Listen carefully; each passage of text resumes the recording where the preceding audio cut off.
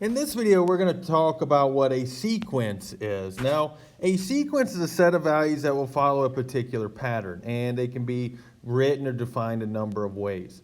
Where I could be given a sequence, and I'm given the first few numbers in a sequence. I could be given a sequence defined in terms of what the equation is to generate it. And I could be given a sequence where I'm given some numbers over here at the end, which tells me for how long I get to apply that sequence. Well, the bottom number tells me what I get to start with to put in for my variable, for in this case would be n, and then the top number tells you for how far would you go to generate the sequence. The notation an is the notation used to represent the term that you want to find in a sequence. N is called the index or the term counter, and it's always whole numbers that are non-negative. Now, it's important to note when reading the notation, a n plus 1 is not the same thing as a of n plus 1, because this notation basically means take term an, and this is the term that comes next or immediately after it, because I just increased the index or the count number by 1. We have a couple of ways to define sequences, and we can define sequences recursively, which basically would tell you how to get from one number to the next, or we can define them explicitly, which is an equation where if you wanted to know what a specific term is in a sequence, you would just put in for the variable and it'd tell you exactly what that term is. In this video, we're going to focus on recursively defined functions to begin with. So here we're given two equations, and we'll start here with the one on the left. So I'm given an equation for a sequence, an, and any term that you want to know is equal to n times the an minus 1, which is basically the next term is equal to whatever term number you're at times the previous term, and we want to generate the first four numbers. Well, recursively defined sequences, they have to give you a starting point. So I know that the first term, a1, is equal to 3. We want to find the second term, the third term, and the fourth term. Well, the second term is going to be when I put in 2 for all of the n's. So when I put in 2 for all the n's, my second term is going to be when n is 2, so it'd be 2 times a n minus 1. Well, 2 minus 1 is 1, so 2 times a1, which would be 2 times 3, which is going to give me 6.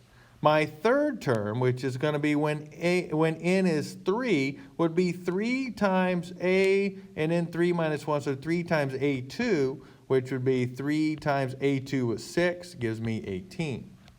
And my fourth term would be defined, put in 4 for all the n's, so it would be 4 times the previous term, so 4 times a3, which would be 4 times 18, which is going to give me 72. Now let's look at a famous sequence, the Fibonacci sequence, and it's defined as an equals an minus 1 plus an minus 2, and we're given the first two terms. We want to find the first four numbers in this sequence. So we're given the first term is 1, the second term is 2, and so if we want to find the third term, a3, I would make all the n's in my recursively defined function line 3's, and I would rewrite. So a3 would equal a3 minus 1 is 2, so a2 plus a3 minus 2 is 1. So my third term is equal to the sum of my first term and my second term, so 2 plus 1, so my third term is 3.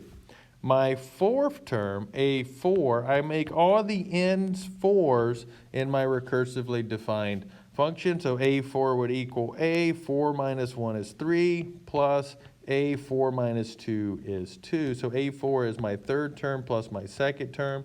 So 3 plus 2 gives me 5. So there's our first four terms. Now we're going to be given a sequence where we're given the first few numbers anyway, and we want to write a recursive form based on what is given. And so basically to do this, you have to identify what the pattern is and where you start at. So let's look here at our first set of numbers, and I need to figure out, well, how do I go from 1 to 3 to 6 to 10 to 15?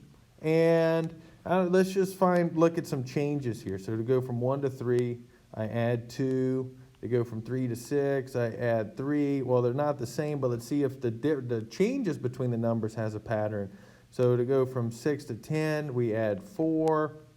and then go from 10 to 15, we add 5. It's like, okay, well, each time I'm adding a number, and we know that we start with A1, which is 1. So I want to define a sequence recursively to say, all right, to get to the next number, AN, what do I do to the number that came before it?